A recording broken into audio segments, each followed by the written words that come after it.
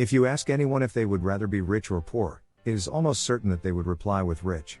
If they reply with poor, then they are either kidding, or grew up thinking they could never be rich, because it was ingrained in them.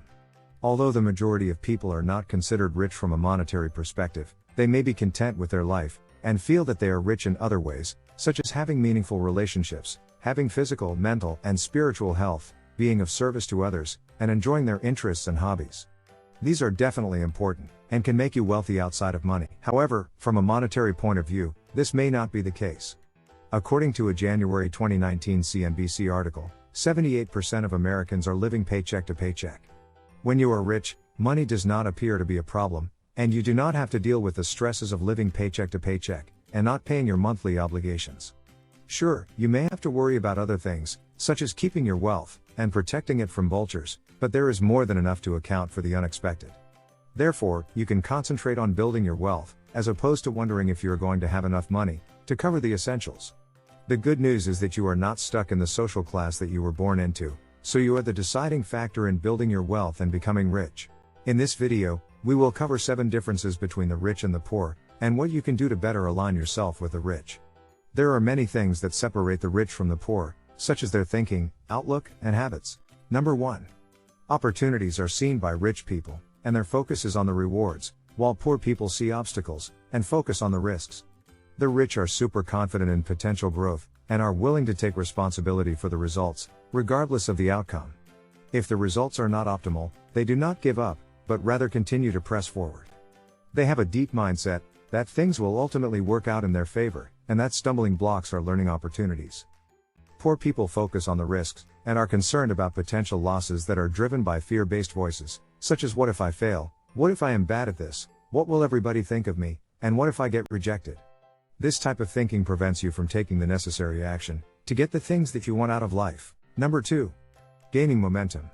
The rich spend their energy, time, and resources on work that will continue to pay off, well into the future, and after the effort has been invested. Imagine building a small snowball, and then rolling the snowball down the hill. As it gains momentum, it will grow without any additional effort by you. This is how the rich build systems that continue to generate value on their own, or with minimal effort. The poor are concerned about quick returns without putting in much effort, such as trading time for dollars. They need immediate gratification, and lack the desire to put in the work to create systems that build upon another. Any resource that does not present an instant return are resources wasted. Number 3. Productive routines. Rich people have routines that are very intentional. The overall environment that they put themselves in daily is where success is most likely to happen.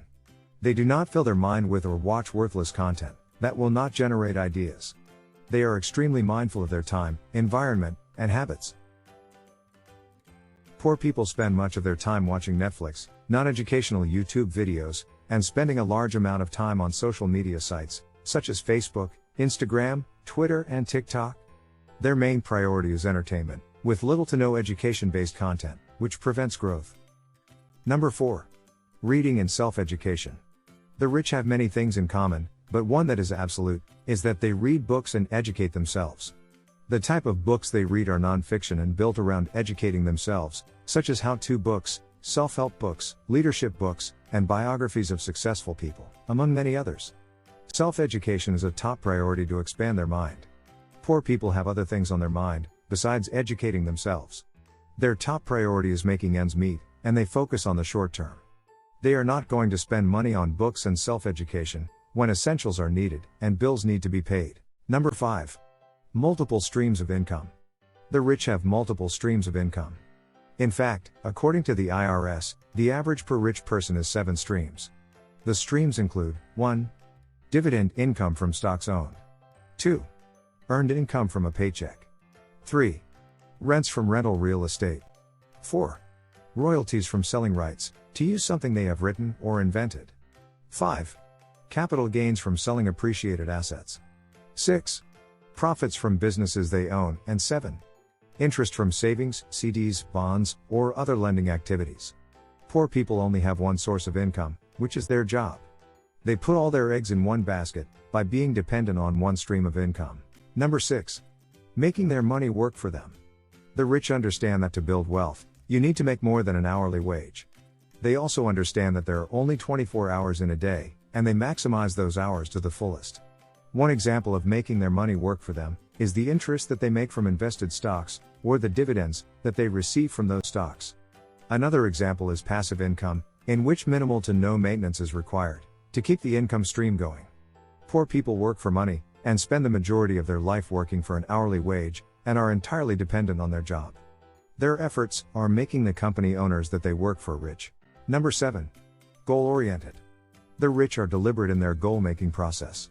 They know what they want and map goals in a step-by-step method. Mapping goals in a step-by-step method allows them to take more calculated risks, which in turn gives them a higher probability of success. They also see obstacles as opportunities, rather than roadblocks. The poor do not have goals that are clearly defined, which lead to higher risks. The fear-based voices in their head prevent them from taking action. Because their goals are not clearly defined, there is nothing for them to work towards. Meet Tom and his friends, Ali and Darius. Tom and Ali recently graduated college, and along with their diploma, they also received what would be their monthly student loan bill, in which both owed $400 a month. It was great that they finished college, but neither had a job as of yet, and they knew that their loans had to be on time every month, or potential fees could be charged. Darius took a different path and decided to bypass college, because he did not want to be riddled with student loan debt for such a long period of time. He opted to live with his parents after high school, and attempt to build a business while working a minimum wage job. Darius had an interest in internet marketing, and began to focus on how he could build a business around it. He viewed internet marketing as an opportunity, and he began to focus on the potential rewards. He had a deep mindset that success would come his way, and that stumbling blocks would be viewed as learning opportunities. Tom and Ali found jobs shortly after graduation, but the pay was terrible for a graduate, and it was not in their field of studies, so they were disappointed. They contemplated taking risks and starting a business in their field of studies, but their mindset was driven by fear-based voices, such as "what if I fail?" or "what if I am bad at this?" Therefore, they did not take the necessary action, and decided to stay at their jobs.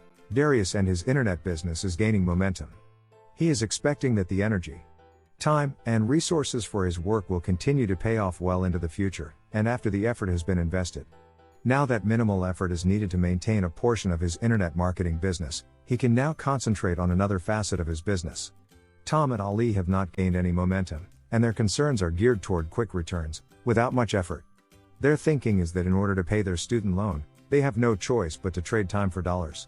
Darius has an extremely strict daily routine, in which he places himself in an environment where success is most likely to happen. Entertainment is not a top priority, because he knows that type of content will not generate ideas. He is extremely mindful and deliberate of his time, environment, and habits. Tom and Ali spend many hours watching entertainment-based content such as Netflix. They also spend much of their time on social media sites, such as Facebook, Instagram, Twitter, and TikTok. They are unaware that watching non-education entertainment content, and spending hours on social media sites, prevents growth. Darius reads many books and is serious about educating himself. Non-fiction books are the type that he prefers, such as how-to and self-help books. He realizes that self-education is a top priority to expand his mind. Tom and Ali prefer to focus on the short term, and that books and self-education is a thing of the past for them. They say that they had enough book work in college, and there is no need to continue with self-education. They are concerned with paying their bills, and believe that there is no time for anything else. Concerning income, Darius has multiple streams, that include earned income from his paycheck, profits from his internet marketing company, and growth from the stocks that he owns, to include dividend income from those stocks. He also has an emergency fund, that will sustain him should he lose one of his sources of income. Tom and Ali only have one stream of income with no emergency fund. If they were to lose their job, they would not be able to make ends meet, because they do not have any supplemental income. Darius understands that to build wealth, he needs to make more than an hourly wage. He also is aware that there are only 24 hours in a day, and that he needs to maximize those hours to the fullest. He recognizes that he is on the right track, by making his money work for him, and that an example is the interest that he makes from stocks, and the dividends that he receives from those stocks. This equates to him making money while he sleeps. Tom and Ali work for money instead of making money work for them. They realize that they are spending their life working for someone else, and that their efforts are making the company owner rich. Darius is extremely goal-oriented, and deliberate in his goal-making process. He prefers to outline goals in a step-by-step method, which allows him to take more calculated risks. His planning gives him a greater probability of success. Tom and Ali fall short at constructing goals, and for this reason there is nothing for them to work towards. As previously mentioned, the fear-based voices in their head prevent them from taking action. Darius is on the right path to becoming extremely wealthy by evolving his internet marketing company, while his friends Tom and Ali will most likely be stuck at their dead-end jobs, making someone else rich. If you enjoyed this video, click the subscribe button and select the notification bell so that you receive the content that will build your financial muscle.